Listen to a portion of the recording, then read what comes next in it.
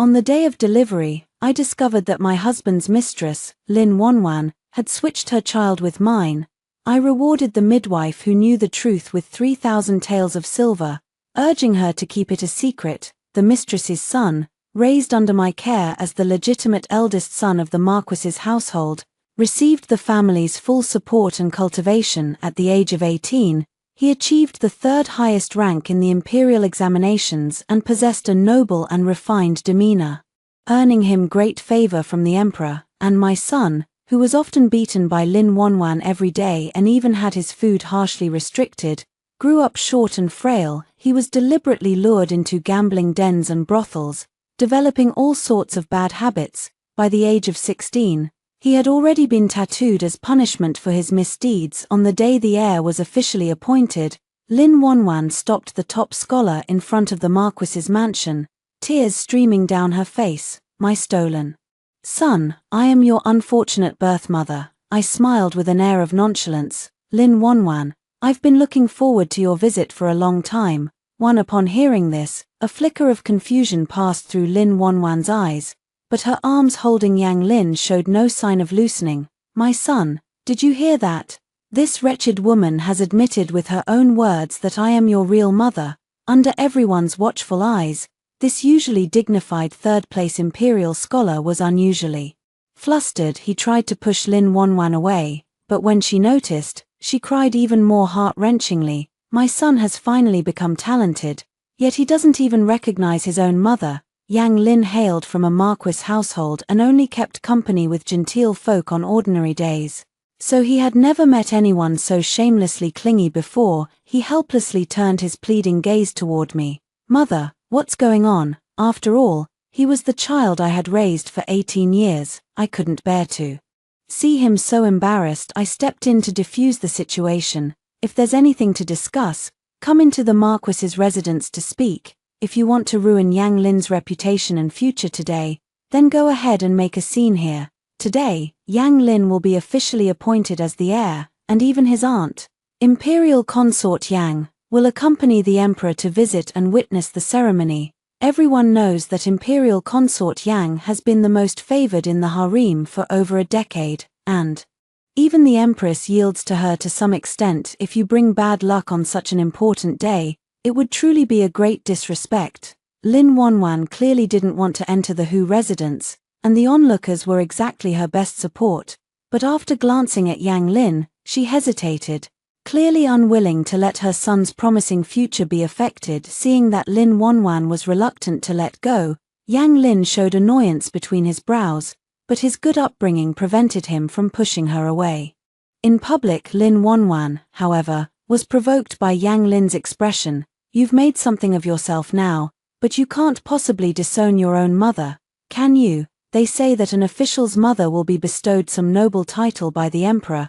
How prestigious." Yang Lin finally reached his limit, forcefully breaking free from Lin Wanwan's grasp and restraining his anger as he said, "Madam, please show some respect. I have only one mother, and that is Lady Anping." The Marquise, Lin Wanwan, was pushed down unexpectedly, her forehead hitting the stone lion beside her. Instantly bruised and disfigured, she suddenly flew into a rage, pointing at Yang Lin's nose and shouting, "You unfilial son, I'll tell you today. Back then I bribed the midwife to switch the child this wretch gave birth to with my own son, and you are the biological child I carried for 10 months. Lin Wanwan pulled out a young man with a tattooed face and a sleazy demeanor from the crowd. "This is the legitimate eldest son born to the Marquis's wife, Yang Ping." Yang Ping was somewhat reluctant to show his face and struggled slightly, but after Lin Wanwan twisted him twice, he complied. He was thin and short, clearly having not eaten his fill on ordinary days. Standing beside Yang Lin, who was the same age, he looked more like a half-grown child. One is an elegant and refined scholar, the other a timid man punished with tattooing. The contrast between them immediately reveals their difference already. Passers-by were murmuring among themselves, "Is the tattoo on his face the mark of someone punished with tattooing? He must be a thief. Where did this crazy woman come from? She just drags any convict and claims him to be the young master of the Marquis's residence." Yang Ping heard these discussions and wanted to hide with a gloomy face, but was tightly held back by Lin Wanwan, embarrassed on the surface, like a rat in the gutter seeing sunlight for the first time. No one believed Lin Wanwan. Except for me. After years of whispering in Lin Wanwan's ear, she has finally developed the ambition to go to the door and exchange the child too. In a prestigious household like the Marquis's residence, with its deep and secluded courtyards, how could Lin Wanwan have succeeded in swapping the two children back then without my deliberate indulgence? Right after Lin Wanwan swapped the children, Yang Hongcheng would often visit her because she had a boy by her side, as Lin Wanwan deliberately raised Yang Ping to be mediocre and she herself grew older and lost her beauty. Yang Hongcheng gradually stopped visiting her, only providing some money each month. From then on, Lin Wanwan's harsh treatment of Yang Ping intensified, often resorting to either beating or scolding him. He also prevented Yang Ping from studying, deliberately letting people from all walks of life lure him into indulging in gambling and lust. The monthly allowance Yang Hongcheng gave to Lin Wanwan and her son was never enough for his indulgences, so he was led to steal and rob. At the age of 15, he was punished with tattooing for committing theft. Looking at Yang Ping before him, he had already been ruined as Lin Wanwan wished. Yang Lin also did not believe Lin Wanwan's absurd words and immediately called for the guards. Lin Wanwan naturally refused to comply, struggling while tearfully accusing the Marquis's household of bullying others with their power. At that moment, Marquis Anping Yang Hongcheng happened to return from court and, seeing the commotion at the gate, his face darkened. Upon seeing Yang Hongcheng, Lin Wanwan's voice suddenly softened by 3 parts. "My dear husband, I have been left alone in an empty room for 3 years, yet you have delayed in coming to see me. Could it be that you have grown tired of me?" Yang Hongcheng stared at Lin Wanwan for a moment before remembering who she was, always one to care about his reputation. He glanced at the crowd gathered at the entrance of the Marquis's residence with a stern expression and ordered someone to invite Lin Wanwan inside. The moment the small door slowly closed, Yang Hongcheng's expression changed abruptly. He turned around sharply, his movements swift and resolute, and slapped me hard across the face. The force was so great that it made me stagger several steps involuntarily. A vivid red mark instantly appeared on my cheek. Burning with pain, Yang Lin, who reacted first, rushed over to support me, his tone filled with anger. "Why did you strike mother? Father?" Seeing me get hit, Lin Wanwan initially wore a look of schadenfreude, but upon noticing Yang Lin's anxious expression, a fierce glint rose in her eyes. At that moment, Yang Hongcheng sneered coldly. "Lin Wanwan is ignorant, Zhao Ning, as the mistress of the Marquis's residence. Are you also as ignorant as her? If she comes to claim her status, just grant it to her. Today is the day when the imperial consort visits her family. We've prepared for a long time. If you can't even handle such minor details, how are you fit to be the mother of the heir?" It seemed that Yang Hongcheng regarded Lin Wanwan as someone who had come to claim her status. Yang Lin's reaction was even stronger than mine, a hint of annoyance appearing on his face. "It's clearly the Lin family's fault. Yet father blames mother. How biased can one be?" 3. Although my marital bond with Yang Hongcheng had grown weak, he had always outwardly shown me respect for so many years. To maintain the appearance of a harmonious couple, he hadn't even taken a concubine just because someone said that children who grow up in an environment where their parents love each other will have a brighter future. Now that Yang Lin has grown up and achieved success in the imperial examinations, he naturally no longer wishes to pretend with me. Yang Hongcheng's expression turned cold, regardless of whose fault it is. The way Zhao handled things today was not right. Lin Wanwan's lips curled up uncontrollably. "Master, do you truly intend to give me a proper status? I have waited for 18 years. Much like Xue Baochuan in the Cold Kill, and at last, I have seen the clouds part and the moon shine through. But for you, Master, I am willing to wait as long as it takes." Lin Wanwan's gentle and submissive demeanor clearly pleased Yang Hongcheng greatly. Yang Hongcheng's lips curled slightly. "How you feel about me? I naturally see it clearly. What harm is there in giving you a proper status?" I covered my face, hiding the swelling and redness, and also concealing the cold smile at the corner of my lips. "Since you're to obey his lordship, how about granting Lady Lin the status of a virtuous concubine?" Yang Hongcheng was clearly determined to pick a fight with me today, and still deliberately made things difficult. That's too low. Let's treat her as a secondary wife and welcome her into the household with proper ceremony. Lin Wanwan knew she was just one among Yang Hongcheng's many mistresses, and was well aware of his long-standing custom of keeping mistresses without formally taking concubines. For years, she had long given up any hope of ever being formally admitted into the household. She had originally intended only to retrieve her child, but never expected such unexpected good fortune to fall upon her, so naturally she was overjoyed. She immediately adopted a humble demeanor, bowing to me and saying, "Junior sister offers greetings to elder sister first. I hope elder sister will continue to look after me in the future." Seeing the smugness in the corners of her eyes, I patted Yang Lin's hand to reassure him, then asked Yang Hongcheng, "It's a good thing that the household is thriving. When Yang Ping was added to the family register, was he listed as the second young master of the Yang family?" Yang Hongcheng followed my gaze and saw Yang Ping in the corner, puzzled. "Yang Ping?" Lin Wanwan's expression turned slightly awkward. "Master, you haven't come to see us mother and son for too long." In the blink of an eye, Pinger is already 18 years old. Yang Hongcheng finally remembered that he had such a grown son outside, but when his gaze fell on the tattoo on Yang Ping's face, he couldn't help but fly into a rage. "What's with the tattoo on his face? Lin Wanwan, is this how you've raised the child?" Seeing Yang Hongcheng's aggressive demeanor, Lin Wanwan couldn't help but shrink her neck. Her lips moved slightly, but she didn't dare to say anything. I tried to smooth things over. Young people are the most impulsive, and without a father's guidance, it's normal for them to make mistakes. Yang Hongcheng pressed his temples and then glanced at the handsome and poised Yang Lin beside him, his temper calming slightly. This outstanding eldest son was almost his greatest pride. Yang Hongcheng said with an air of authority, "There's no need to add him to the family register.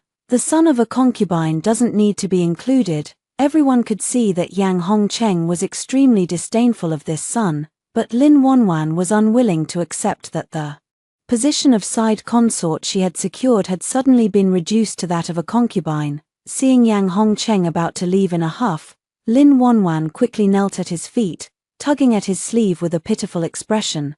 "My lord, I have something to confess to you." But Yang Hongcheng pushed her away. "I've already given you enough face.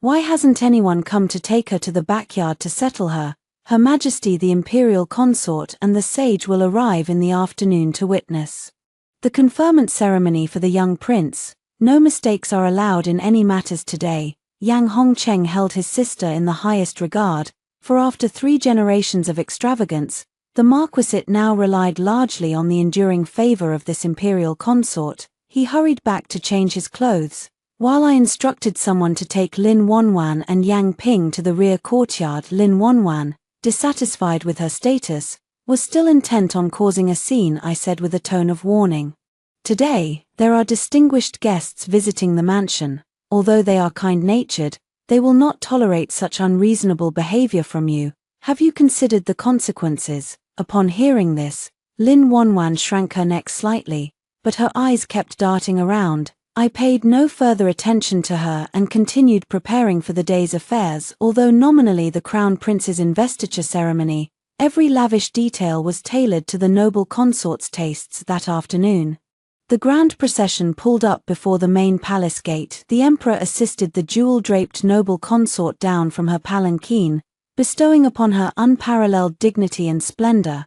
Accompanying her on a homecoming visit was already an immense favor. Although Consort Yang was approaching 40, years of pampered living made her as beautiful as a woman in her 20s. Time had left no trace on this beauty, instead adding to her charm. Her every gesture was full of pride, and her voice extremely sweet. "Just going home to visit. Why go to such extravagance?" Consort Yang's gaze swept over the crowd and settled on Yang Lin, softening slightly. In the blink of an eye, Lina has grown so much. Yang Lin performed a respectful bow and then said, "Over these years, I must thank Consort Yang for her care and guidance." Consort Yang feigned a look of displeasure and said, "Since we are family, why stand on ceremony?" Yang Lin promptly changed his tone. "Aunt, I have personally planted a patch of Wei purple peonies in the backyard. Especially for you. Would you like to see them? I smiled with delight, for it was my idea to plant the Wei purple peony for the imperial consort, a suggestion I had given to Yang Lin. Seeing the pleasant surprise on Consort Yang's face, I knew the idea was a good one. The emperor, observing the closeness between Consort Yang and Yang Lin, smiled meaningfully and said, "The Wei purple is delicate and difficult to cultivate. It is no wonder that you, the top scholar I personally selected, have put such care into it." Imperial Consort Yang took this opportunity to act coquettishly toward the emperor. "Lina is my brother's only son. Your Majesty must not send him to some remote and chaotic place. I think it would be best if Lina could secure a minor position within one of the 6 ministries." These words, spoken publicly, were somewhat out of line. The emperor did not immediately agree, but neither did he refuse. The group had been chatting and laughing merrily, but as they reached the backyard, a sorrowful cry suddenly came from behind the rockery. The imperial consort halted her steps, frowning and asking, "Who is hiding here weeping?" Lin Wanwan, now dressed in plain clothes, emerged sorrowfully from behind the rockery. She sang plaintively, "You are a marquis, your mother a lowly commoner, grinding grain from dawn till dusk, often walking hand in hand with death. Heaven is unjust, but you two noble ones are wiser than the heavens. I beg you to uphold justice for me." Yang Hongqing's brow twitched, and the next second, he shot me a fierce glare, clearly blaming me for this matter once again. The imperial consort raised her delicate eyebrows slightly, exchanged a glance with the emperor, and then spoke slowly, "If there is any injustice, speak the truth, and your Majesty and I will surely not let you suffer wrong." Seeing that the imperial consort and the emperor were truly so approachable, Lin Wanwan couldn't help but be overjoyed. She knelt and banged her head on the ground, then pointed at me and said, "Today, I will accuse the lady of the Marquis's mansion." The imperial consort immediately became interested, her smile now appearing more genuine. "What are you accusing her of?" Lin Wanwan said word by word. "Back then, the wife of the Marquis's household took my child and raised him as her own. How could she possibly give birth to such an outstanding child as Yang Lin?" The imperial consort's smile abruptly froze on her face. It wasn't until the emperor looked at her with confusion that she forced a smile and asked again, "What did you say?" Seeing Lin Wanwan repeat her words with firmness, I struggled to suppress the corners of my mouth from curling upward. Lin Wanwan was born in the bustling streets, a place where one must be assertive to gain any advantage, but she did not know that in noble families, the kindest faces often conceal the most ruthless methods. Pitifully, she is now on the brink of death, yet remains completely unaware. 5 Lin Wanwan wept bitterly, as if each word were dripping with blood. "Lina is truly the child of me and the master. At this point, no matter how you, madam, may torment me, I accept it." While everyone was stunned by this unexpected turn of events, only Yang Hongcheng remained completely unconvinced by Lin Wanwan's words, letting out a scornful laugh. "Is Lina your child? What kind of daydream are you having? Stop spouting nonsense here. Lina is not someone you can lay a finger on." Yang Hongcheng immediately ordered the servants to drag the person away, but was stopped by Consort Yang. I saw Lin Wanwan close her eyes, steel her heart, and speak with a determination to lay everything bare. "I still remember, Lina has a green birthmark the size of a copper coin on his lower back." Yang Lin's face turned slightly pale, and he looked at me helplessly. Seeing that he showed no intention of acknowledging her, Lin Wanwan rushed forward and hugged Yang Lin's waist, shouting, "I absolutely won't be mistaken. If you don't believe me, sir, just take a look. Noble-born young men place great importance on their appearance and grooming. How could Yang Lin possibly allow this madwoman to get close to him?" As an adult man, he gently exerted some force and broke free from Lin Wanwan's embrace. Yang Hongcheng, watching his son straighten his clothes, angrily rebuked Lin Wanwan. "What on earth are you crazy about? If it weren't for your long service to me, today you wouldn't even be fit to serve as a concubine's attendant." Yang Hongcheng was nearly driven mad with anger. With both esteemed guests present today, he had hoped to gain some prestige before the emperor, thus securing advancement in rank and position in the future. Lin Wanwan's behavior was truly humiliating, completely disgracing him in front of others. It might even affect the emperor's favor towards the imperial consort. The usually silent saint suddenly spoke. How could there be a mother in this world who doesn't want her own child? How can one judge a child's potential right after birth? If you don't tell the truth now, I will have you executed in public. The saint's imposing aura was like a mountain, making ordinary court officials tremble with fear, let alone Lin Wanwan. She shivered slightly and truthfully confessed, "It was just a moment of foolishness on my part, wanting a better life for my child, that led me to switch the two babies, but now I truly realize my mistake, and all I want is to reclaim my own child." The saint showed no emotion, still questioning, "With a family of your status, when the mistress gives birth, there are so many maids and servants around, under everyone's watchful eyes. How could you possibly have switched the babies?" Lin Wanwan's eyes lit up. "That's right, Your Excellency, Master. The midwives from that day are still practicing in the capital. If we invite them here and ask, we'll know the truth." Yang Hongcheng looked toward Consort Yang, but her expression remained icy, showing no intention of following Lin Wanwan's suggestion, because she simply did not believe such a preposterous claim, nor was she willing to entertain the possibility. Her nephew is the most talented and stunning young master in Luojing. With the support of the Marquis's estate and the favor of His Majesty, his future is boundless. How could Lin Wanwan be worthy of becoming Yang Lin's mother? As for Yang Lin, his expression was downcast because he indeed had a birthmark on his waist. But how did Lin Wanwan know about it? The sage also slowly spoke. "Today I was going to confer the title of heir to the eldest legitimate son of the Marquis's residence, but now that Linus' origins are unclear, I cannot rashly bestow the title. Moreover, this would become a stain on his entire life, and in the future, when he enters officialdom, it would become a weapon for political rivals to attack him.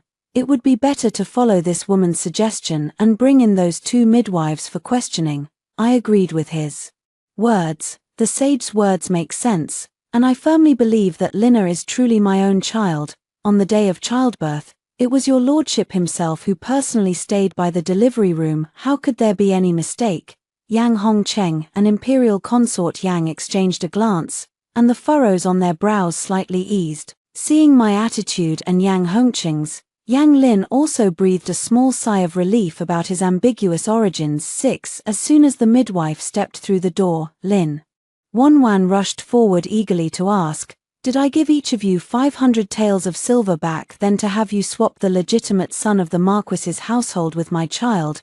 The two midwives hesitated for a moment, then both turned their gazes toward me. Lin Wanwan said anxiously, "Why are you looking at her? Just tell the truth about what happened back then." "Exactly as it was. I will be the birth mother of the third-place imperial examinee in the future, and I will certainly not treat you poorly." The midwife understood the look in my eyes and began talking, one speaking after the other, recounting the scene in the delivery room back then. They spoke logically and factually, but overlooked the fact that I had also rewarded them with silver notes.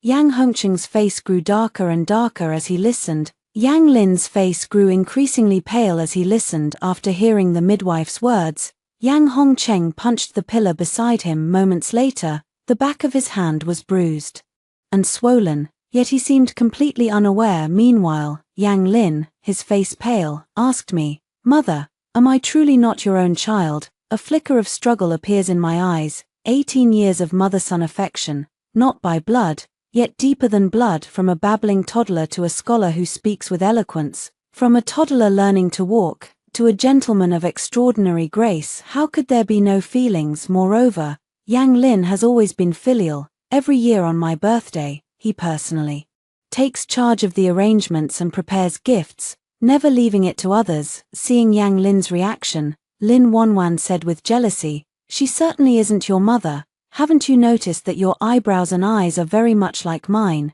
Hearing this, everyone's gaze shifted between Yang Lin and Lin Wanwan. Although Lin Wanwan was already middle-aged, she was still clearly a beauty. Otherwise, how could Yang Hongcheng have taken a fancy to her and kept her hidden away in a golden boudoir? Back then, looking at it this way, there was indeed some resemblance to Lin Wanwan. Seeing everyone looking at each other in confusion, Lin Wanwan proudly said, "A son resembles his mother, There can be no mistake. Hearing this, Consort Yang murmured to herself, a son resembles his mother. She suddenly seemed to recall something, and sharply demanded, if Yanglin is your child, then where is the lady of the Marquis's son? Upon hearing this, Lin Wanwan took a few steps toward the rockery and pulled out the timid Yang Ping from behind. Yang Ping, he is the lady of the Marquis's son. Yang Ping's expression was cold and indifferent, showing no reaction, as if he wasn't happy about being the legitimate son of the Marquis's residence. Yang Hongcheng took a quick step forward and covered Yang Ping's tattooed area with the hand he had injured earlier. Looking at him this way, Yang Ping resembled Yang Hongcheng more than Yang Lin did, and after deliberately comparing them, Yang Lin indeed looked extremely like Lin Wanwan. Consort Yang's gaze remained fixed on Yang Ping's face, as if she were looking through him at someone else, her eyes filled with longing and sorrow. When Yang Hongcheng's hand first touched his face, Yang Ping's pupils slightly contracted. Realizing Yang Hongcheng had no intention of harming him, he still awkwardly pulled away from his hand. Yang Hongcheng, sensing the profound unfamiliarity radiating from his son whom he had not seen in years, wore a pained expression. Yang Hongcheng, who had always taught his son that a real man should never shed tears easily, was now nearly in tears himself. He held Yang Ping in his arms, crying so hard he could barely speak. My dear child, you've suffered so much out there. For the first time, Consort Yang looked at me directly, then forced a smile and said, looking at it this way, this child really does resemble the Marquis's wife. The sage also carefully examined Yang Ping, then laughed and said, not only does he resemble his mother, but he also bears some resemblance to you, his aunt. 7. Consort Yang's response was flawless. My brother and I have looked alike since childhood. Since he resembles my brother, naturally he also bears some resemblance to me. Yang Ping seemed uncomfortable with such intimacy, turning his face away awkwardly and saying, does father not dislike me? Hearing these words, it was Empress Yang, not Yang Hongcheng, who reacted more strongly. Empress Yang's reddened eyes refused to leave Yang Ping's face, even with an ugly thief character tattooed on it, her voice slightly hoarse.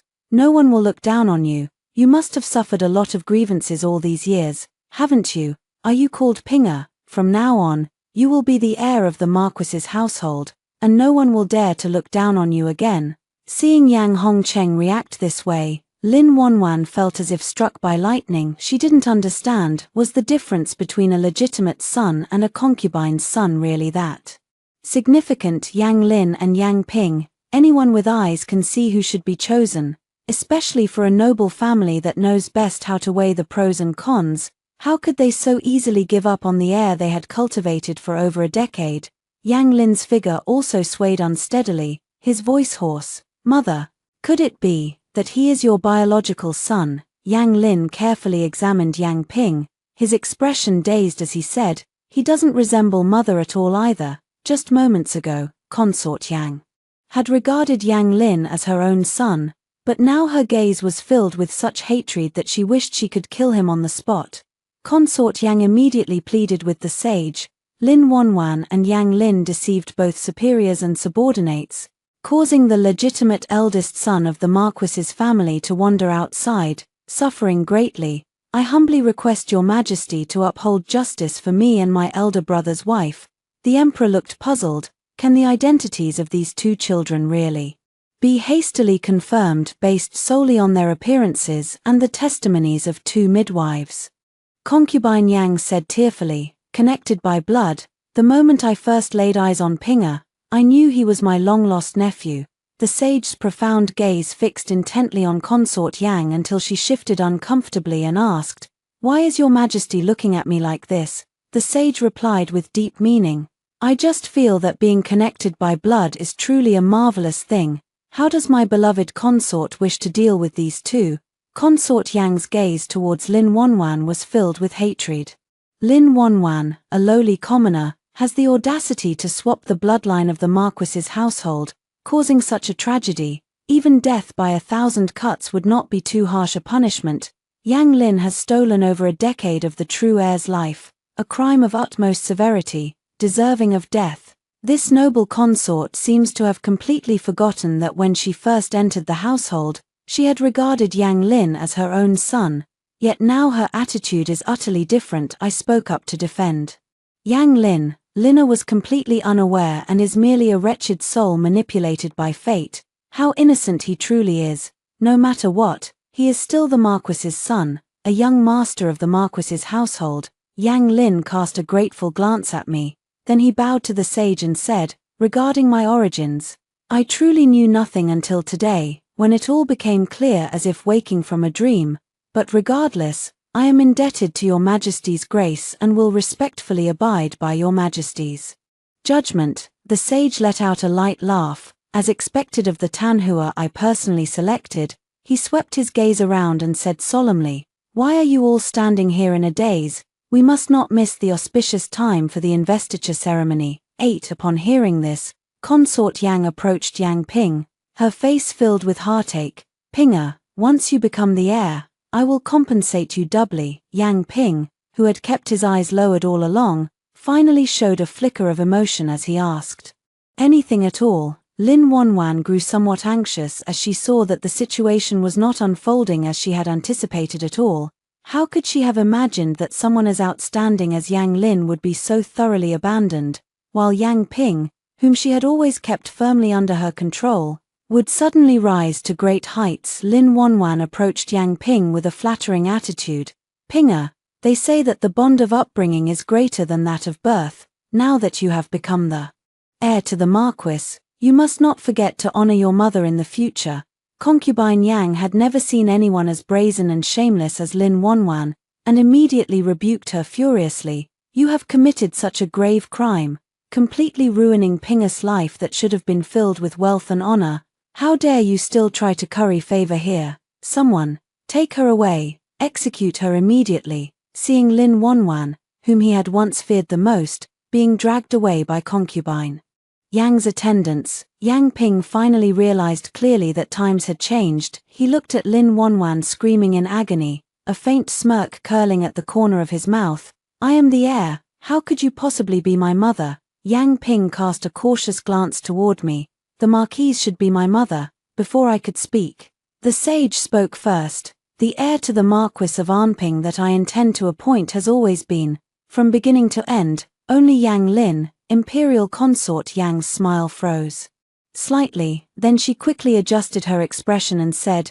Yang Lin has enjoyed a life of luxury and comfort for many years. What harm would it do to let Pinger have the position of heir? The usually gentle-faced sage suddenly turned cold. Yang Lin is at least a descendant of the Marquis of Anping. But what about Yang Ping? Consort Yang instantly lost her color and said, Your Majesty, what do you mean by this? The sage looked at the woman he had cherished for years, his eyes filled with disappointment. You know what I'm talking about. Women in the palace were always tactful, especially Imperial Consort Yang, who had been favored for years. She calmly replied, If your Majesty is dissatisfied with this arrangement, then let it be done as your Majesty wishes. Lina was raised under the watchful eyes of the imperial family. I imagine it's hard to let go. So then, before she could finish speaking, the Holy One launched the attack first. At this moment, the hall had already been cleared of people. The Holy One gripped Consort Yang's chin and sternly demanded, Who is Yang Ping's mother? The Emperor's grip was extremely strong, leaving 2 red marks on Consort Yang's fair face. Since entering the palace, she had been showered with endless favor and affection. How could she have ever expected to be treated like this? Consort Yang knew the Emperor was extremely angry. Tears streamed down her face as she hoped to evoke a shred of pity, and she could only say, Your Majesty, why do you say such things? Yang Lin is the son of a concubine, so Yang Ping is naturally the legitimate son of the Marquis's wife. After staring coldly for a long time, I spoke softly, Your Highness the Imperial Consort, you must be mistaken. When have I ever given birth to a son? 9. Sire, my wife wishes to file a complaint against Marquis Anping and Imperial Consort Yang for the murder of my daughter. Like a giant beast that has lain dormant for years, about to emerge from its den, I have waited for this moment for far too long. Imperial Consort Yang realized what I was about to say, and turned to scold Yang Hongcheng. You can't even control a woman, you useless fool. Yang Hongcheng, disregarding all decorum, tried to lunge forward to stop me but was held back by the guards beside the sage. As if detached from the situation, I sank into memories, calmly recounting the events of that year. Beside me, Yang Ping's admiration for his biological mother gradually faded with my narration. As soon as I finished speaking, the emperor turned to noble consort Yang and asked, "Yang Jiehua, what else do you have to say? Must I lay all the gathered evidence before you are willing to admit the truth?" Seeing that the situation was beyond redemption, consort Yang hysterically declared, "Yes, Yang Ping is my child. So what? But that was before I met your majesty. Why must your majesty still cling to something that happened 20 years ago?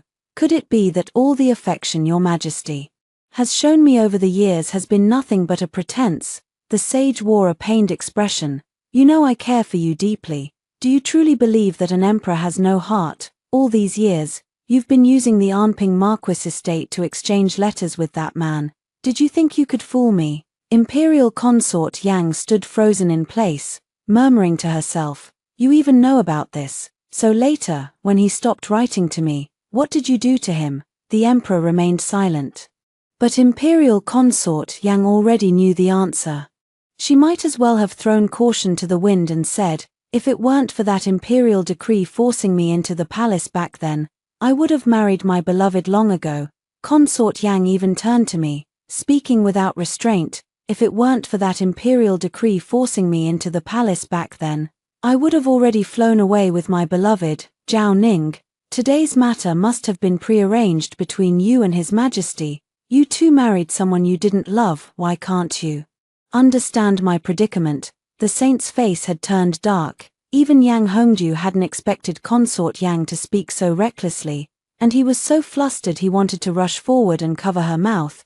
But the spoiled consort Yang didn't notice at all. She said disheartenedly, "His Majesty killed Liu Lang, and I no longer wish to live. After 20 years of enduring favor without decline, who knows the bitterness within, it would be better to marry an ordinary man and live a simple life." The emperor was so furious that he immediately issued the order, "Since you consider my favor to be an insult, you need no longer serve as the imperial consort.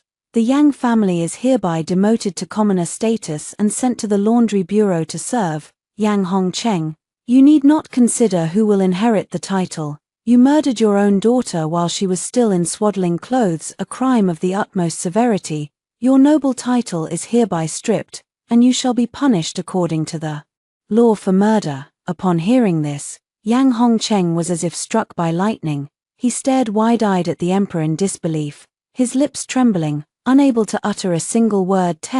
He knew deep down that this time, there was truly no chance of turning things around. Consort Yang felt as if she had fallen into an ice cellar, her whole body trembling, her beautiful face twisted almost beyond recognition. She glared at the Holy One, her eyes filled with anger, resentment, and profound despair. Suddenly, she burst into laughter, harsh and desperate, echoing through the hall, sending shivers down everyone's spines. "Ha ha ha, Your Majesty, how cruel you are. I once thought you could understand me, pity me, but now it seems you are just like all the other men in this world, cold and heartless, only concerned with weighing gains and losses." The sage frowned, a flicker of pain flashing in his eyes, but it was soon replaced by resolve. He left an oral decree ordering me to divorce Yang Hongcheng, then turned and took Yang Jiehua away. The guards immediately came forward to escort Yang Hongcheng, who pleaded with me for help. "Ninga, could you put in a good word for me with the officials? After all, we've been husband and wife for 20 years. How could you bear to?" I signaled the guards to gag him, and the surroundings instantly became much quieter. Only Yang Ping and Yang Lin remained here, and I stepped out. Yang Lin's voice was hoarse. "Mother, where are you going?" I didn't answer, casting one last glance at this square-shaped Marquis residence. The festive decorations inside the residence had not yet been removed. The newly renovated courtyard for the family visit was filled with the extravagance typical of noble households. But after today, the once prosperous residence of Marquis Anping will fall apart like a house of cards. I returned to my maiden home, the former residence of a third-rank official in the capital, though not as extravagant as the Marquis's mansion. It was still a large courtyard with several courtyards, But now, it was completely deserted, with moss covering the steps in front of the gate. The courtyard was deep and quiet, even the sound of stepping on twigs echoed through it. In the empty yard, one could almost still hear the laughter of childhood. When I stepped out of this courtyard again, it was already a crisp autumn afternoon. I went to the bustling market, which was already surrounded by people, all waiting to see these prisoners being executed. Heard one of them was the former Marquis of Arnping. Don't know what crime he committed. How could that be? Everyone knows the Marquis of Arnping's sister was the most favored concubine in the palace. I stood among the crowd, my gaze piercing through the sea of heads, finally landing on Yang Hongcheng, who was bound tightly and kneeling on the execution platform. He hung his head low, his hair disheveled, his face long stripped of its usual vigor, replaced now by endless fear and despair. Now and then, Yang Hongcheng lifted his eyes to sweep over the crowd as if searching for something, only for his gaze to fall weakly once more. What doting favor from the emperor? The Yang family is now just a laundry maid. I heard she offended many people in the palace before. Now everyone can kick her while she's down. I think it's a good thing that the Arnping Marquis estate has fallen.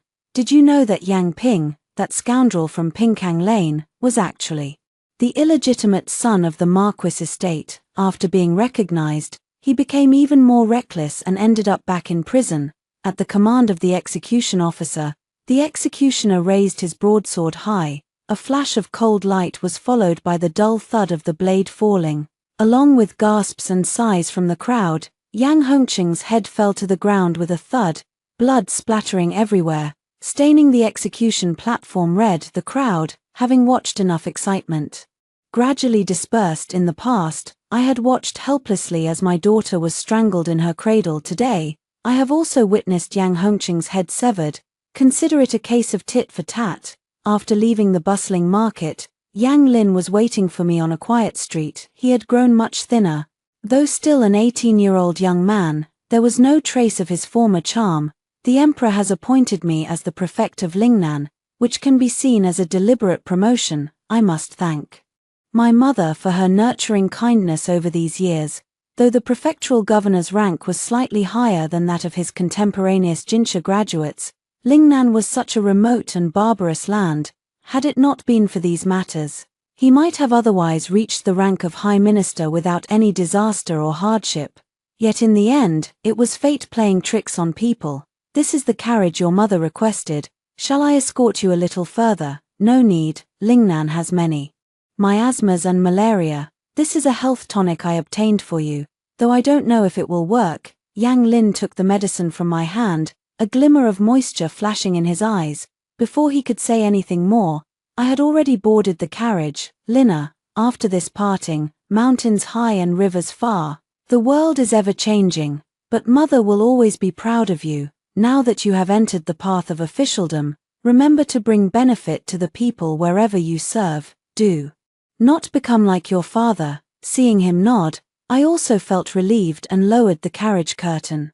11. The carriage headed towards the outskirts of the city. When it stopped, a tall and graceful man stood outside the curtain. Chu Xiong carried the fresh scent of grass mixed with soil, clearly indicating that he had been waiting for a long time.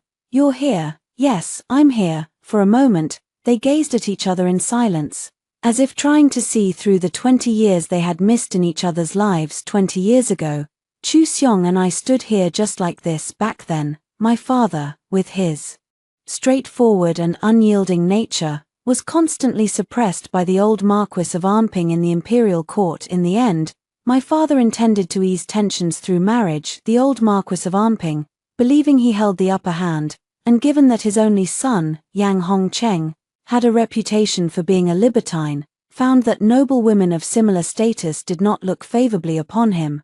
Thus, the Marquis of Arnping's household was quite pleased to agree to this marriage. But at that time, Chu Xiong and I were already deeply in love, so we decided to elope. We had planned it for a long time, but when the moment came to leave the capital, I changed my mind. I said, I cannot leave. If I don't step into this fiery pit, someone else will have to take my place. Yang Hongcheng doesn't like me. But after all, I am the young mistress of the Marquis's household. I thought it would be enough to serve my husband and raise children. living a simple life, and that's exactly what I did. I always turned a blind eye to Yang Hongqing's mistresses. If he truly wanted to bring them into the household, it wouldn't matter.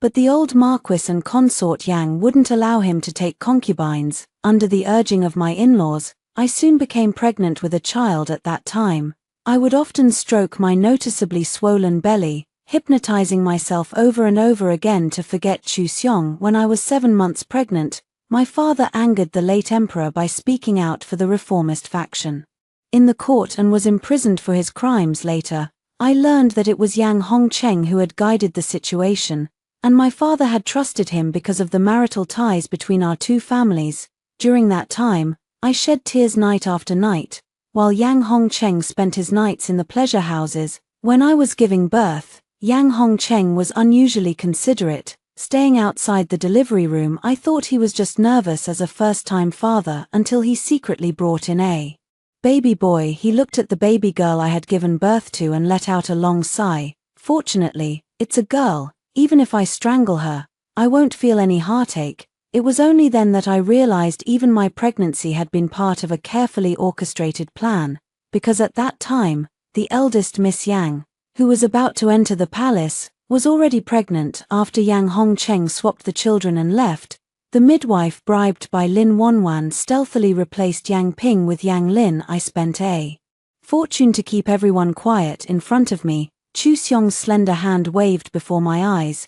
What are you thinking about? The boat is already here. On the shore, the gentle breeze scattered the rippling water, and it was already a scene of 1,000 sails passing by the sunken ship.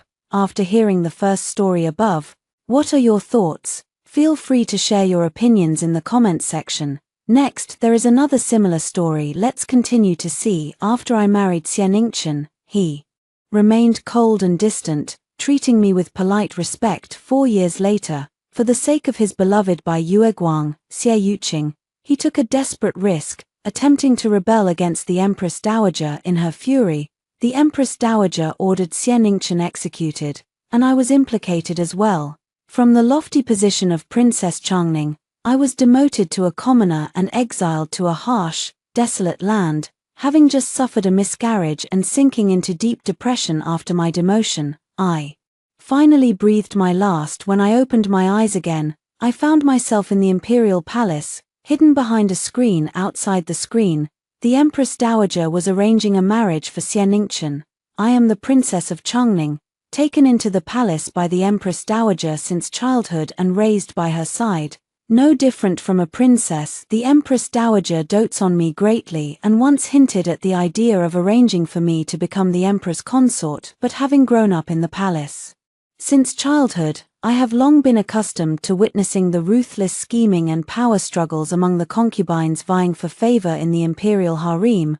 I truly did not wish to become one of them, so I politely declined the Empress Dowager's offer. Xie Ningchen, on the other hand, is the adopted son of Vice Minister Xie from the Ministry of Revenue and the newly crowned top scholar. At the Chonglin banquet, Xie Ningchen carried himself with grace and elegance, standing tall and noble like an orchid or a jade tree. He responded to the emperor's questions with neither arrogance nor subservience, striking a perfect balance between respect and confidence. The emperor asked with a smile, "Minister Xie, with your talent and charm, you must already have a house full of wives and concubines, right?" Xie Ningchen, however, replied, "This humble official's heart only yearns for a lifelong bond like that of Mandarin ducks, one person for a lifetime. If I could marry a virtuous wife, that would be more than enough. I dare not entertain the thought of having many wives and concubines." From then on, my gaze would linger on him, unable to look away. I pleaded with the Empress Dowager for 3 long days before she finally relented and agreed to arrange a marriage between me and Xie Ningchen. Yet she remained puzzled. Although Xie Ningchen has achieved the top rank in the imperial examinations, he is still only the adopted son of Minister Xie, and his background is not noble. Why are you so determined to marry him and no one else? I am a golden branch and jade leaf, while Xie Ningchen is merely a scattered leaf from a side branch of the minister's household. Indeed, there is a world of difference between us. Yet after the Chonglin banquet, I set my heart on Xie Ningchen. determined to become the one and only for a lifetime he spoke of. Little did I know that when he said those words, he was actually thinking of his sister, the biological daughter of Minister Xie Yuqing. The reason he was willing to marry me was simply because Xie Yuqing intended to enter the palace as a consort, but she feared that I might also marry the emperor. With the Empress Dowager's favor toward me, I could easily overshadow her in the harem. Reborn and returned, I found myself back at the very moment when the Empress Dowager was bestowing a marriage upon Xie Ningchen. Beyond the screen, Xie Ningchen knelt on the ground, bowing in gratitude for the marriage bestowed by the Empress Dowager. I am deeply moved and grateful for your Majesty's gracious gift of marriage. Yet, there was no trace of joy in his voice. It seems I have arrived a step too late. Disregarding all propriety, I rushed out from behind the screen and bowed deeply to the Empress Dowager. Your Majesty, if Scholar Xie is unwilling, then perhaps this arranged marriage should be called off. Upon hearing this, Xie Ningchen abruptly raised his head, his eyes filled with disbelief. The Empress Dowager was also taken aback and asked me, Changning, have you perhaps changed your mind? I understood the implication behind her words. She thought I no longer wanted to marry Xie Ningchen and instead wished to marry the emperor. I found myself in a dilemma, having suffered in my previous life from Xie Ningchen's coldness, exploitation, and even being implicated to the point of death. I no longer wished to marry him, but I also had no desire to marry the emperor and become one of the many concubines in his vast harem. After much thought, I could only grit my teeth, shake my head, and reply to the Empress Dowager. Changning only sensed reluctance in Scholar Xie's words, which is why she didn't wish to force him. Before the Empress Dowager could speak, Xie Ningchen interjected, This humble official harbors no reluctance whatsoever. I vow to remain united in heart with the princess, pledging to stay together until our hair turns white. He looked at me, his gaze carrying a hint of surprise and urgency. Seeing that I had no further objections, the Empress Dowager gave her golden decree, bestowing marriage upon us. As I stepped out of the hall, a tall and graceful figure stood beneath the corridor. Xie Ningchen was waiting for me, his face filled with displeasure. As soon as he saw me, he couldn't wait to say, Princess, what did you mean earlier in the Great Hall when you said in front of the Empress Dowager, perhaps the matter of the marriage should be forgotten? Such jokes are fine between us in private, but how could you say them in front of the Empress Dowager? He probably thought I was still the same person who used to obey his every whim, and that I was just playing hard to get, flirting with him. I also darkened my expression. Top Scholar Xie, don't take me for a fool. I know exactly why you want to marry me. Moreover, you and I are not yet married, so we should observe proper etiquette. How dare you speak to me in such an interrogative tone before this princess? Aren't you afraid I might punish you for overstepping your bounds? Xie Ningchen was taken aback by my stern tone for the first time, and having his true feelings exposed, his expression shifted repeatedly before he finally lowered his head. Yes, I am at fault. In this life, since I cannot escape the fate of marrying Xie Ningchen, I must no longer give him my heart and soul, only to end up being implicated and meeting a tragic death. The next day, the Grand Tutor's wife invited the ladies from various families to the Grand Tutor's residence to admire the flowers. Xie Ningchen, having learned that I was at the Grand Tutor's residence, specifically sent someone to deliver a lacquered box, claiming it was an apology for offending me in the palace the day before.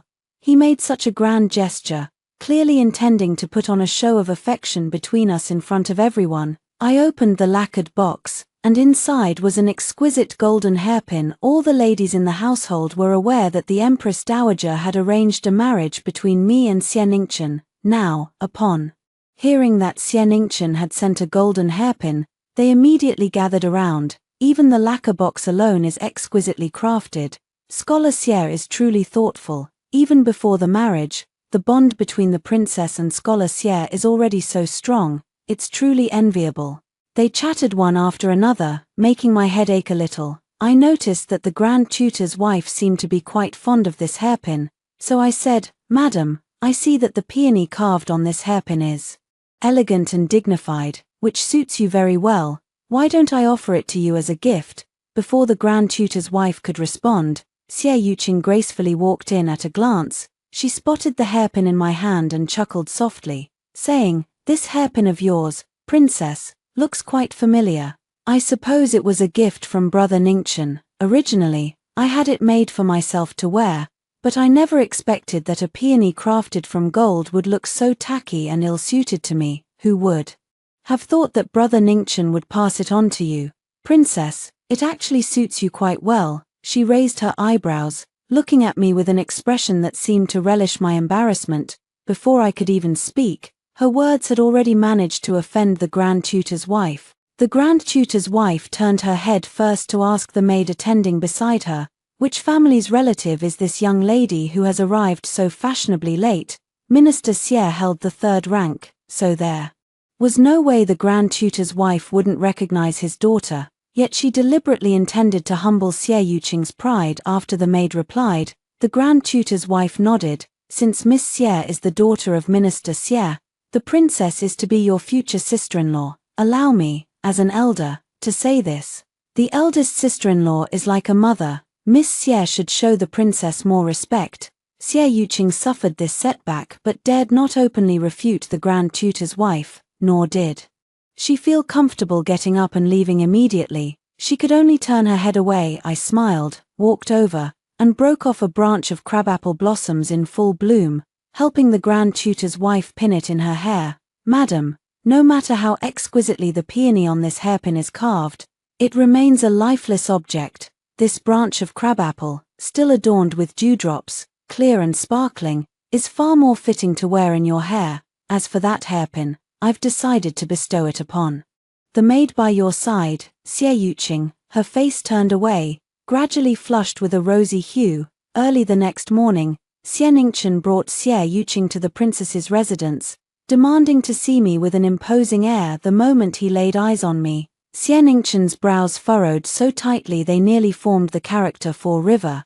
and he ground out a few words through clenched teeth. "Princess, if you don't care for the hairpin I gave you, that's fine, but why use it to humiliate Sister Yuqing in front of everyone?" After the great humiliation Sister Yuqing suffered at the Grand Tutor's residence yesterday, she hasn't been able to eat or drink since returning. Last night, she even developed a fever. I glance at Xie Yuqing, who is following delicately behind Xie Ningchen. Her face is pale, without a trace of makeup, and she does indeed look ill. She timidly tugs at Xie Ningchen's sleeve.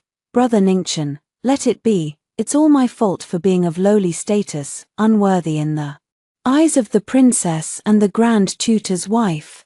Even the hairpin you gave me was looked down upon by everyone." Before she could finish speaking, she swayed as if she couldn't stand steady. Xie Ningchen quickly supported her waist, guiding her to sit on a chair, and comforted her gently.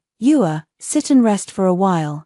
I will definitely seek justice for the grievances you've suffered." He turned his head and glared at me. "Princess, the imperial physician said that Yuqing's fever is entirely due to the grievances she has suffered, which have accumulated in her chest. As for yesterday's incident, you should apologize to her, and the matter of you giving the hairpin I gifted you to a servant will be forgotten." I smiled gently. I wasn't aware that there was an imperial physician who could diagnose grievances. Might I ask, Scholar Xie, which one it is? I must ask the emperor to grant him the title of a great master physician.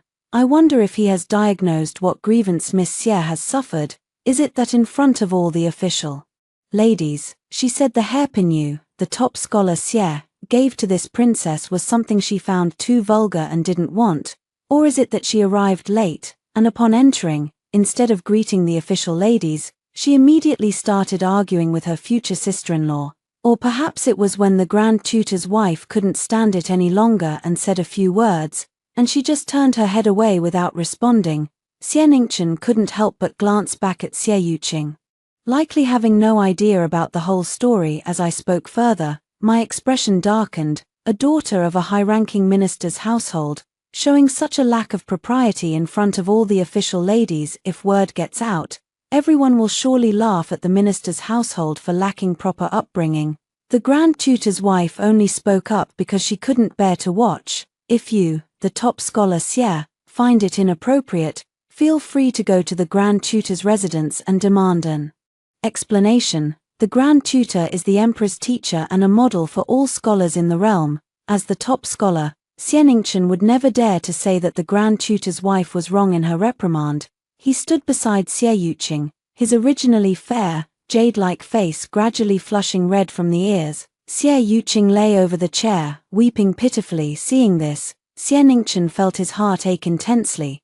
"Princess, why must you be so relentless, even if Sister Yuqing has done something wrong? She is so gravely ill now. What's the harm in offering an apology? If you insist on refusing, then," I took over the conversation. "Then what? Then call off the engagement, that would be even better. I'll trouble the top scholar to explain this clearly to the Empress Dowager and ask Her Majesty to withdraw the decree.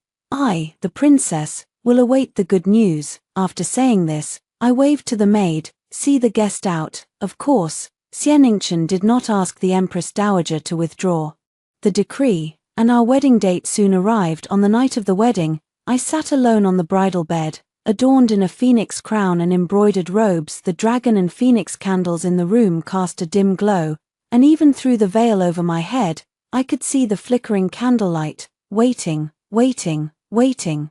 Just like in my previous life, I sat through the entire night, but Xianingchen never came. It wasn't until the next morning when the sky was fully bright that he finally appeared outside the door, looking apologetic as he said to me, "Princess, I drank too much last night and didn't want to disturb you, so I rested in the side room." How could I have known that he had spent the whole night in the side room, drinking while gazing at Xie Yuqing's portrait at the time? I believed him completely and immediately went to the kitchen myself to cook him a bowl of sobering soup to bring to him. Xianingchen, however, was not appreciative and instead frowned, saying, "Your Highness is a noble lady of royal descent. Why trouble yourself with cooking? If word gets out, it would make my Hanlin Academy seem shabby." After Xianingchen achieved the top rank in the imperial examinations, he entered the Hanlin Academy as was customary. Becoming a 7th-rank Hanlin compiler, this was a humble, powerless position with little real authority. He cherished his reputation and feared being criticized by outsiders for appearing impoverished, but to my ears, I thought he was being considerate of me, which is why he wouldn't let me cook. Looking back, I can only think how foolish I was, blinded and misled by my emotions, but this time, I don't plan to wait foolishly any longer. I lifted the bridal veil and was just about to instruct the maid to prepare for bed when the door was pushed open. Xianingchen walked in carrying a food box. Seeing me with my veil lifted, he looked momentarily startled but quickly composed himself. "You must have been waiting a long time, princess, and are surely hungry. I specially went to Liuxiangjai to buy freshly baked osmanthus cakes. Please have some." I never expected that even before we were married, Xianingchen would already know I love the osmanthus cakes from Liuxiangjai. He must have asked the servants around me in advance. I did not reach out to take the food box, only saying indifferently, "Now that the commandery prince consort status has changed, it would be best not to personally go to the pastry shop to buy pastries anymore. If word gets out and people outside find out, it would be unbecoming of your status." Xianingchen's hand holding the food box froze mid-air, neither extending nor withdrawing, his face filled with embarrassment. I covered my mouth and lightly yawned. "If the Lord Consort does not mind, please rest in the side chamber tonight. Early tomorrow morning, I must enter the palace to help the Empress Dowager inspect the candidates for the Imperial Consort selection, so I need to retire early. Tomorrow, the Emperor will select his consorts, and Xie Yuqing is determined to succeed. That is why Xianingchen bought osmanthus cakes, deliberately trying to win me over, hoping I would put in a good word for her during the selection. How could I not know his intentions? The Emperor has turned 18 this year, yet the imperial harem remains empty, with even the position of Empress still vacant. Selecting consorts for the Emperor and filling the harem has become the royal family's top priority this year. I know this has also been a lingering concern for the Empress Dowager. Since the Emperor ascended the throne at the age of 3, the Empress Dowager has been ruling in his stead in recent years. As the Emperor came of age, subtle murmurs began to rise within the court. gradually forming a faction that supported the emperor's rule. The foremost demand of the imperial faction was the establishment of an empress. Once the empress was in place and the imperial harem stabilized, the second demand would likely be for the Empress Dowager to return governance to the emperor. Thus, when the Empress Dowager earlier asked me, "Changning, how many candidates do you think should be selected for this imperial consort selection?" I understood her intention and replied, "Your Majesty, in my opinion, the number of consorts in the harem should be left to the emperor's preference. Our emperor is not one for extravagance or indulgence. As for the empress," I shifted the topic, "I believe the second daughter of Duke Angua is an excellent choice. She has been well educated since childhood, dignified and virtuous, truly possessing the demeanor of a nation's mother. Duke Angua is the Empress Dowager's elder brother. Choosing his daughter, the Empress Dowager's own niece, as the empress would undoubtedly strengthen the Empress Dowager's influence." My words struck a chord with the Empress Dowager. The Empress Dowager nodded with a smile. "In that case, on the day of the selection, you should also come and help take a look." The next day was the day of the selection. I accompanied the Empress Dowager, watching over 100 candidates in a dizzying procession, and did not return to the mansion until nightfall. As soon as I entered the mansion, Xianingchen came forward to greet me, his face dark with anger. "Princess, I heard that during today's selection, the emperor took a liking to Sister Yuqing at first sight and intended to make her empress, but then suddenly changed his mind and instead chose the second daughter of the Duke of An's household to be empress. Is this true?" He spoke well today. During the selection of consorts in the palace hall, the moment the delicate and graceful Xie Yuqing appeared, she captured the emperor's favor. The emperor gave a glance to the eunuch beside him, signaling him to present the jade ruyi, a symbol of the empress's position, to Xie Yuqing. Just then, the Empress Dowager let out a soft cough. I stood behind the Empress Dowager, smiling cleverly at the emperor as I said, "Your Majesty, there are still several beauties waiting in the back. I've heard that the daughter of the Minister of Personnel and the young lady from the Duke's estate are among the candidates. Why not take a look at all of them before making a decision?" The emperor was taken aback for a moment, then nodded. In the end, the position of empress was bestowed upon the second daughter of the Duke of An's household. The emperor selected over 10 more candidates for concubines, among them Xianingchen's beloved younger sister, Xie Yuqing. The venomous glare she shot me when I spoke up to stop the emperor is still vivid in my mind. I deliberately sat down in the chair first and casually remarked, "After evaluating the candidates all day, my mouth is parched from talking." The maid beside me quickly poured a cup of tea, but before she could hand it to me, Xianingchen snatched it away and threw it to the ground. He no longer suppressed his anger, shouting at me loudly, "Today, the emperor clearly intended to make you the empress. Yet you spoke out to stop it. What is your intention? I know you have always held a grudge against me and Yua, but since I have already married you, why won't you let Yua go? Why must you harm her and prevent her from becoming the empress?" I raised my hand. A solid slap landed on Xianingchen's face, and he swallowed the rest of his words. I shook my stinging hand. "Has the Commandery Prince Consort calmed down a bit now, since the Commandery Prince Consort has achieved the top rank in the imperial examinations? I presume you understand some principles. Talent should be the sole criterion for appointing people, especially when selecting the mother of a nation, no matter how precious your jade is in your heart, in terms of birth and status. Which aspect can compare to the daughter of the Duke of Angua?" They firmly believed that with Xianingchen marrying me, no one would compete with Xie Yuqing for the position of empress anymore. It was their naivety. The Empress Dowager, with her deep scheming, would never allow the position of empress to fall into the hands of an outsider. Without me, there was still her own niece. Xianingchen calmed down and understood this reasoning. Yet, he still felt resentful and argued with me. "The daughter of the Duke of An's household is merely relying on the Empress Dowager's backing. The governance of a nation should ultimately be in the hands of the Son of Heaven."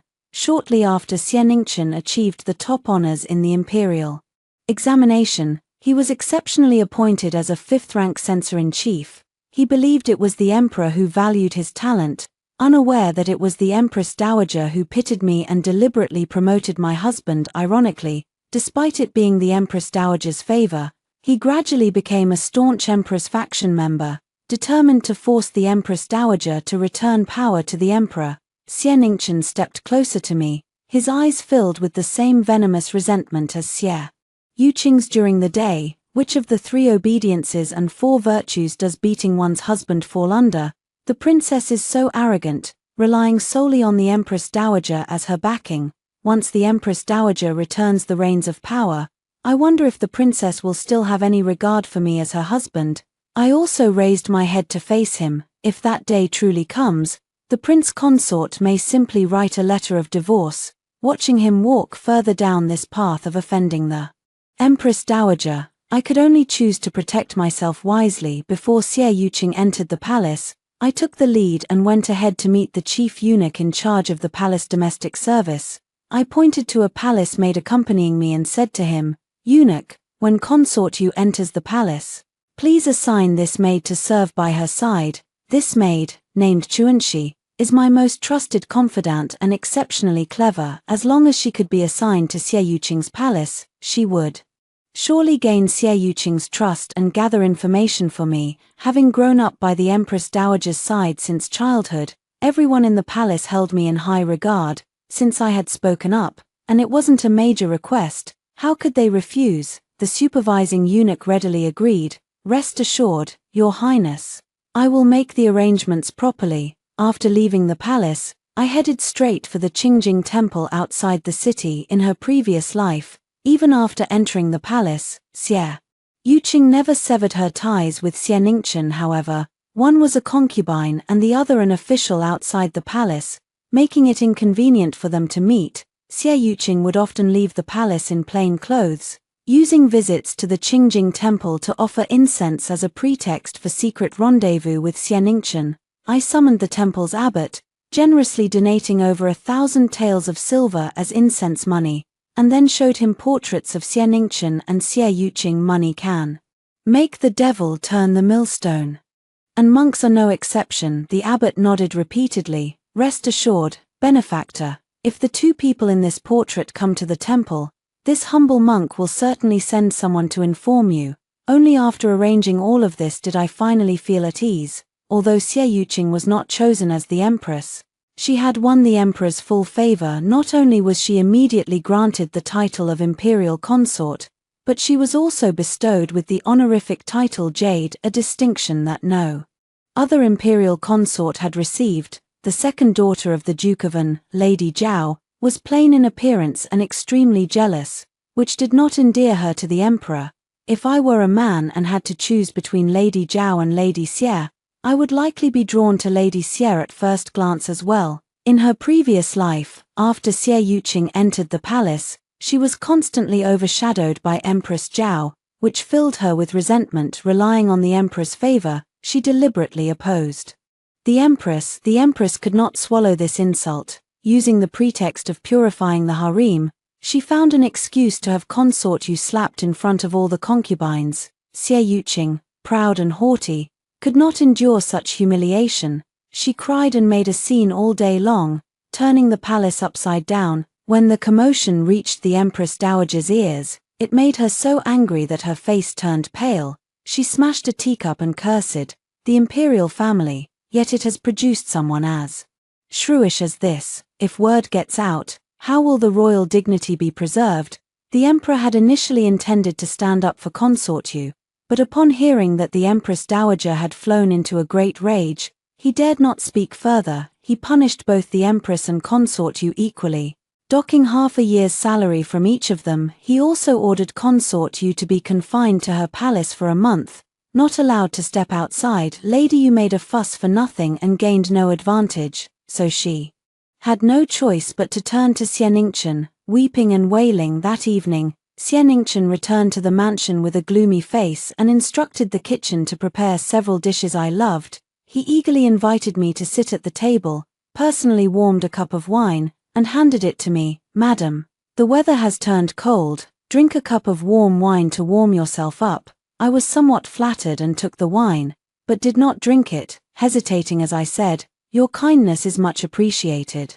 But I am with child, I'm afraid. Xianingchen suddenly understood, his gaze briefly sweeping over my slightly rounded waist and abdomen, and he tapped his own head. Look at me, how forgetful I've become. You are with child, and you should indeed be extra careful. He turned and instructed the maid to clear away my wine display, replacing it with a cup of warm tea. He then picked up a piece of fish belly meat, carefully removed the fine bones, and placed it on my plate. He was in high spirits, talking to me at length about what names to give our future child. By the end, a trace of melancholy appeared on his face, and he sighed. It's just a pity that Sister Yuqing has been having a rather difficult time in the palace. He looked at me and said, Sister Yuqing is truly in a tight spot this time, madam. Could you put in a good word for her in front of the Empress Dowager? My hand holding the teacup trembled slightly. So, all of this was to get me to help Xie Yuqing out of her predicament. Yes, in my past life, I could also see through his thoughts. I just couldn't bear to go against him. So the next day, I really went to the palace to request an audience with the Empress Dowager for the first time in her life.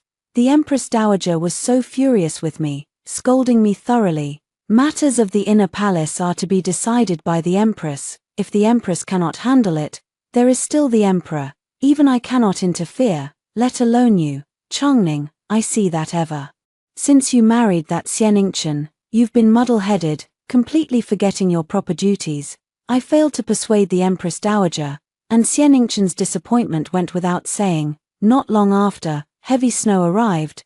The snow fell thick and fast, quickly piling up into a thick layer on the ground. Xianingchen, draped in a black cloak, hurriedly left the mansion. The day before, I had seen Xianingchen pack a bag of gold and silver, and he was gone for the entire night. He didn't return until dawn the next day, rested briefly, and then immediately put on his cloak and left again. He didn't say a single word to me, but I had a premonition and chased after him. My lord, I called out to him repeatedly from behind, yet the figure in black showed no hesitation, about to step out the main gate in an instant. My heart burning with anxiety, my foot slipped, and I fell. Soon, a pool of blood flowed out beneath me, spreading across the snowy ground. At that time, I was already 3 months pregnant. Madam, the servants were terrified and gathered around.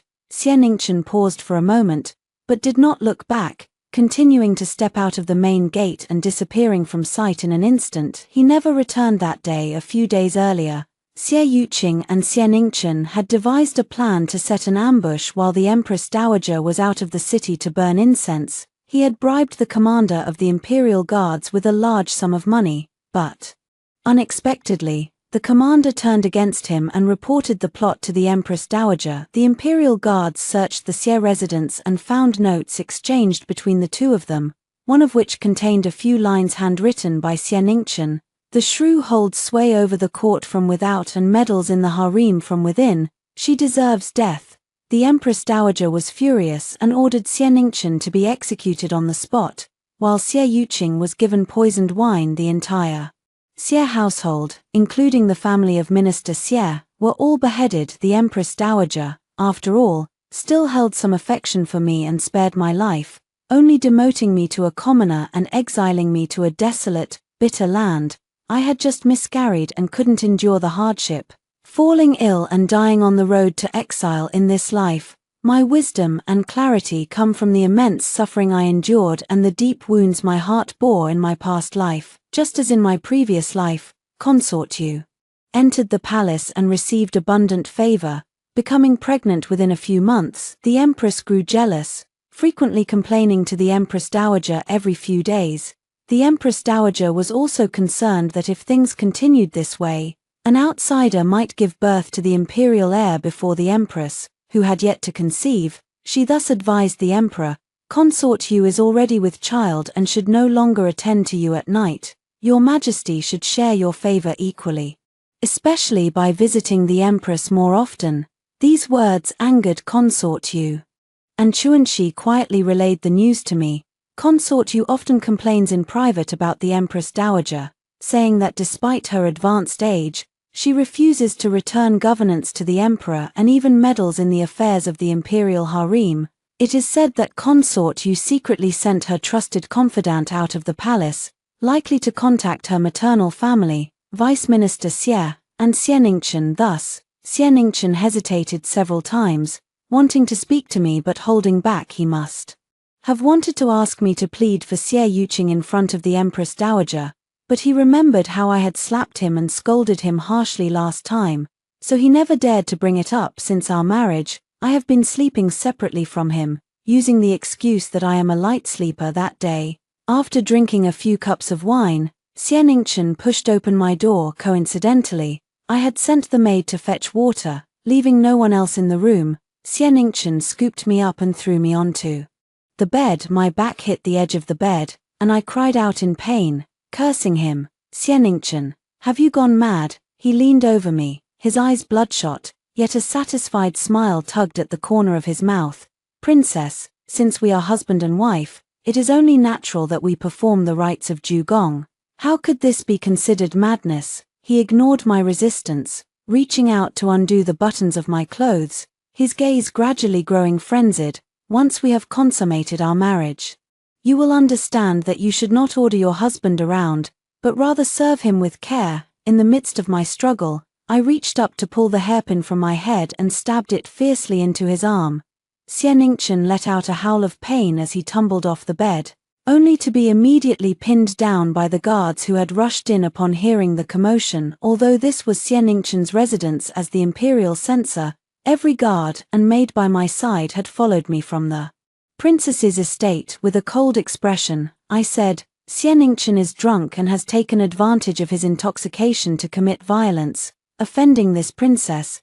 Drag him away and douse him with plenty of cold water to sober him up. After Xianingchen was dragged away, I sat alone on the bed, trembling with anger. Did he really think that by trying to force me, I would change my nature, obediently listen to him, and speak well of Xie Yuqing? Calculating the time, it was almost the moment in my previous life when Xianingchen plotted against the Empress Dowager. This time, not only would I not help him, but I would also add fuel to the fire, stoking the flames for him and his beloved Yue. Not long after, Consort Yu got her wish and gave birth to the Emperor's first son. The Emperor was overjoyed and immediately elevated Consort Yu's status, making her Imperial Consort Yu. He also prepared to issue an edict granting a general amnesty, so that everyone in the realm would know that his beloved Imperial Consort Yu had given him a fine son. Granting a general amnesty was something typically done only when a new emperor ascended the throne or when a crown prince was appointed.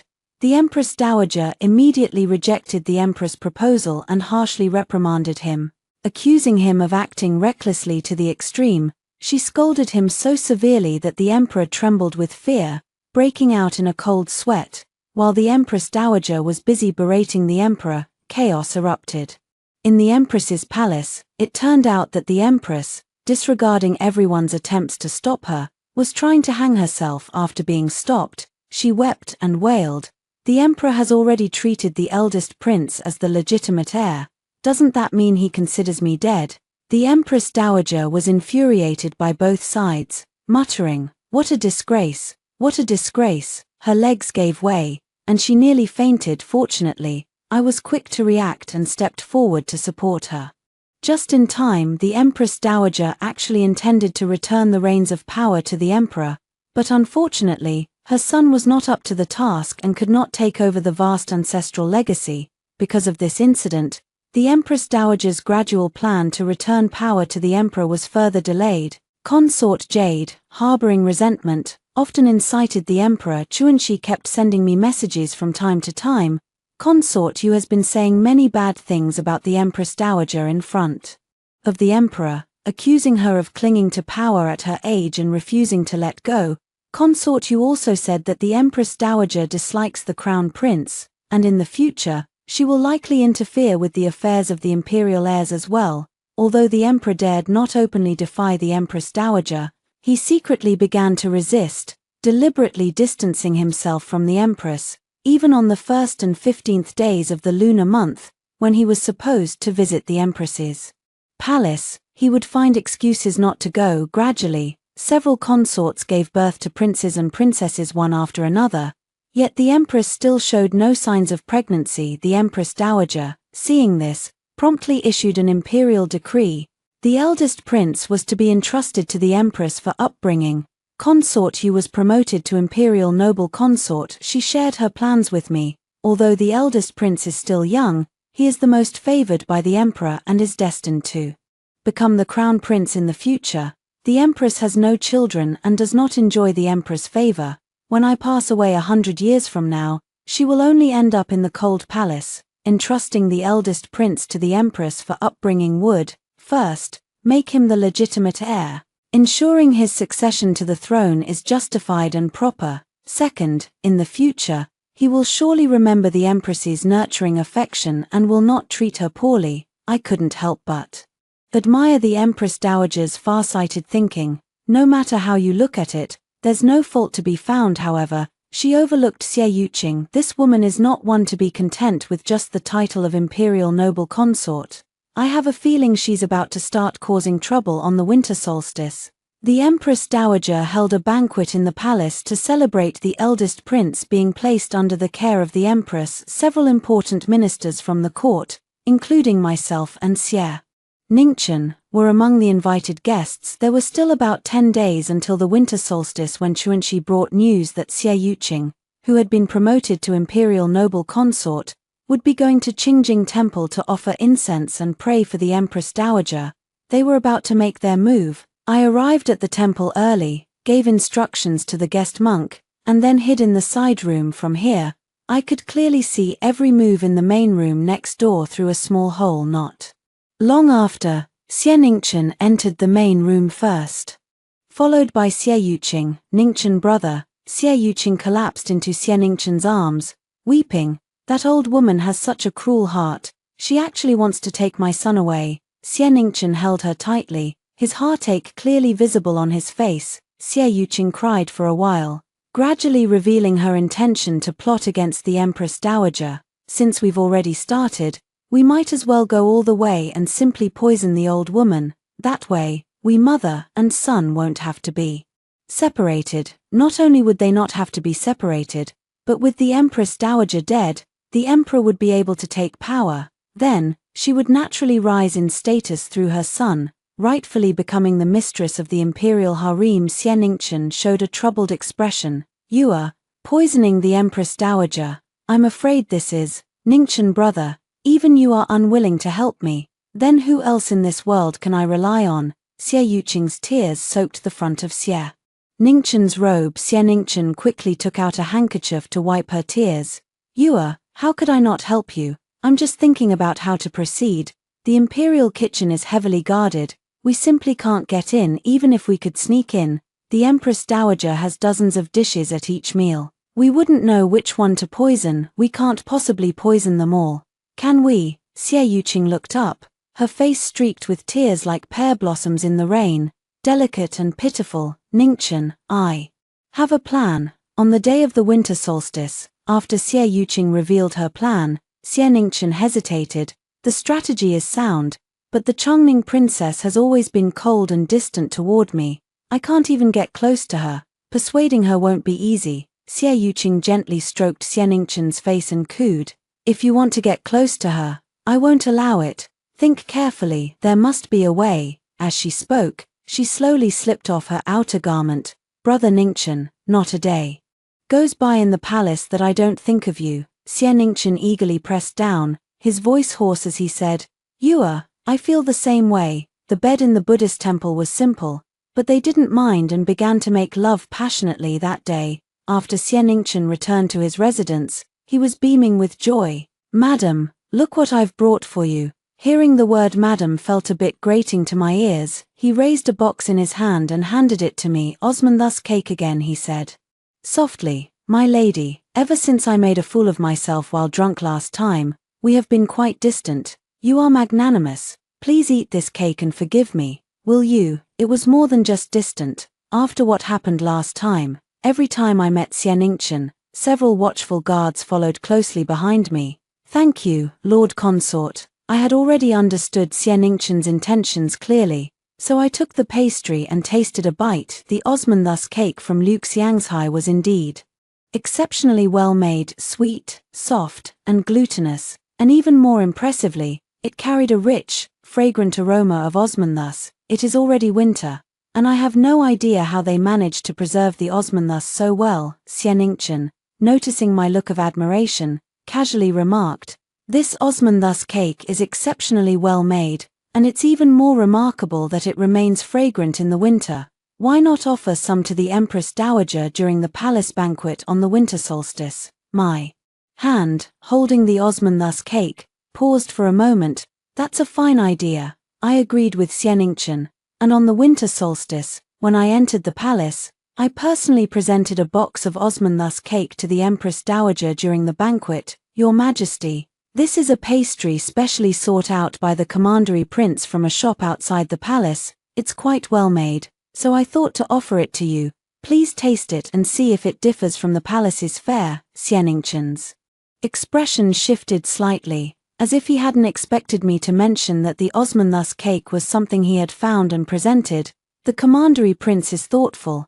The Empress Dowager picked up a piece of osmanthus cake. I once again presented the box before the Emperor's seat, with the imperial consort also attending the banquet by his side. "Your Majesty and the imperial consort, please also have a taste." The hand of the imperial consort, which was holding the wine pot, trembled slightly. "I do not care for this, thank you, Princess." The Emperor was surprised. "Isn't the imperial noble consort always fond of these pastries and sweets?" "Very well, let me taste it for you." The Emperor also picked up a piece. "Your Majesty." Xianingchen rose from his seat, but the imperial noble consort glanced at him. Xianingchen paused for a moment, then continued, "Your Majesty, aside from its excellent texture, this osmanthus cake also has a delightful fragrance." The Emperor nodded and took a taste. I returned to Xianingchen's side, placing a piece on both his plate and mine. Xianingchen declined. "I've never been fond of sweets, Princess. Please enjoy it yourself." I said no more and began to eat on my own. As the banquet neared its end, the imperial noble consort and Xianingchen's eyes kept darting among those who had eaten the osmanthus cakes, their astonishment growing increasingly difficult to conceal. I let out a cold laugh. It was time to reveal the truth. Rising to my feet, I gracefully walked to the center of the banquet hall and declared loudly, "Imperial noble consort, commandery prince consort, you were so eager for the Empress Dowager, His Majesty, and I to eat the osmanthus cakes, yet you dared not take a single bite yourselves. Could it be that the cakes are poisoned?" With a single word, I shattered the heavens and shook the earth. I began to recount slowly, starting with the noble consort's idle gossip about the Empress Dowager, then moving on to how the two Xie conspired in the Pure Serenity Temple, plotting their sinister scheme. Several witnesses were then summoned to come forward. Among them were eunuchs and palace maids who confirmed the noble consort's resentment toward the Empress Dowager, as well as the monk who arranged the secret meeting between the two in the Pure Serenity Temple. Also, Xianingchen went to search for the physician who sold the poison. Finally, there was a box of poisonous osmanthus cakes, which I had replaced with non-toxic ones early on and presented to the Empress Dowager. With each person brought forward, the faces of the two Xies grew paler when I mentioned, although their original intention was only to poison the Empress Dowager, they did nothing to stop the Emperor from eating the cakes just now. They must be trying to go with the flow. If both the Empress Dowager and the Emperor were to fall victim to poison, they could then rightfully support the eldest prince to ascend the throne. I spoke each word clearly. Their hearts are utterly malicious, and their crimes deserve death.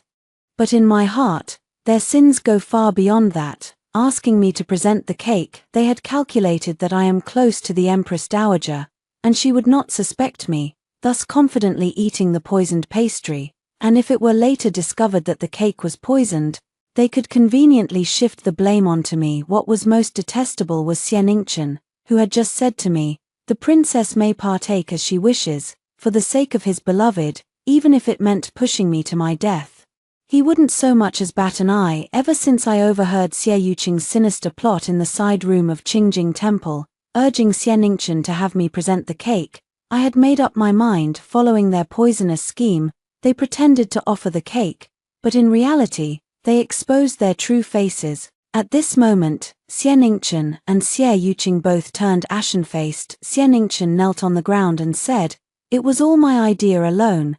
The imperial consort knew nothing about it. This man truly is a devoted lover, protecting Xie Yuqing even at the cost of his own life. Unfortunately, things have come to this point, and who would believe his words now?" Xie Yuqing collapsed in tears beside the emperor. "Your Majesty." The Empress Dowager remained silent, her gaze fixed on the emperor. The emperor's face darkened. After a moment of silence, he waved his hand dismissively. Xie Yuqing's cruelty must have chilled the emperor's heart. With a wave of the emperor's hand, Xianingchen was executed on the spot. Xie Yuqing was ordered to commit suicide, and the poison she took was none other than the box of Osmanthus cakes they had presented. The entire Xie family was executed, and their household was wiped out. As for me, although I am Xianingchen's wife, I disregarded our marital bond and upheld justice by exposing the Xie brothers' sinister plot.